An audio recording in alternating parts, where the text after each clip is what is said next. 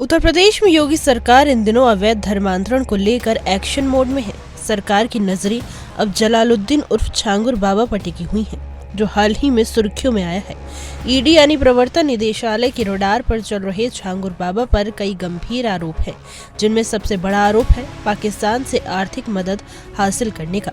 सूत्रों के मुताबिक ईडी की रिमांड में पूछताछ के दौरान छांगुर ने ये बात गोलमोल तरीके से कबूली है कि उसकी संस्थाओं को न सिर्फ पाकिस्तान बल्कि अन्य देशों से भी फंडिंग मिली है। रिमांड के दौरान ईडी ने जब छांगुर से उसके विदेशी कनेक्शन पर सवाल किए तो उसने कई हैरान करने वाले खुलासे किए।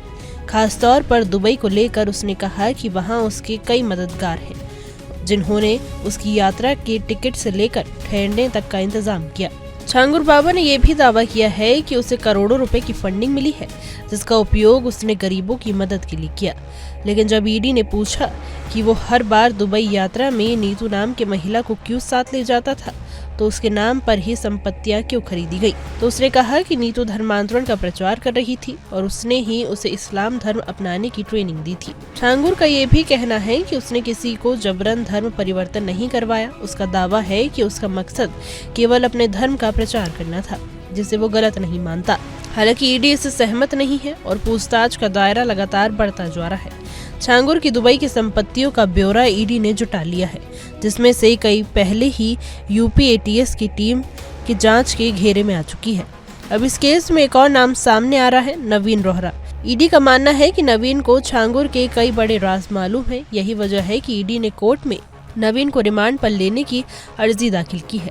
कहा जा रहा है कि नवीन के बयान छांगुर की कई छुपी हुई संपत्तियों और विदेशी नेटवर्क की परतें खोल सकती है। इस पूरे मामले में अब तक 7 लोगों को गिरफ्तार कर लिया जा चुका है और जांच लगातार गहराती जा रही है।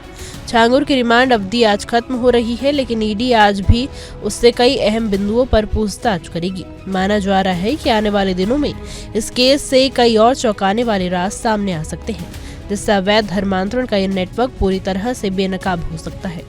इस केस ने न सिर्फ उत्तर प्रदेश ही नहीं बल्कि पूरे देश में हलचल मचा दी है। छांगुर बाबा का पाकिस्तान और दुबई से फंडिंग पाना एक बेहद गंभीर मामला है, क्योंकि इससे न सिर्फ धार्मिक परिवर्तन की साजिशें सामने आती है, बल्कि ये भी संकेत मिलता है कि विदेशों से देश की आंतरिक व्यवस्था को प्रभावित करने की कोशिश हो रही है।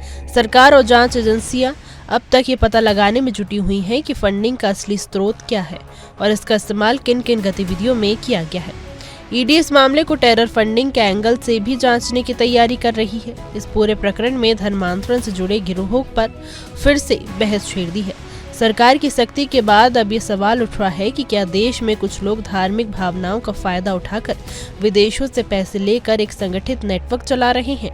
क्या इसके पीछे कोई बड़ी अंतर्राष्ट्रीय साजिश है? छांगुर बाबा की गिरफ्तारी और लगातार सामने आ रहे नए खुलासे इस बात की तरफ इशारा कर रही हैं कि ये महज धर्म परिवर्तन का मामला नहीं बल्कि एक बड़ी साजिश की परतें खुलने वाली हैं। ऐसे में आने वाले दिनों में इस केस में कई और गिरफ्तारियां और खुलासे संभव हैं। हमारी आज की रिपोर्ट में बस इतना ही। कैसा लगा आपको हमारा ये वीडियो, कमेंट करके जरूर बताइएगा।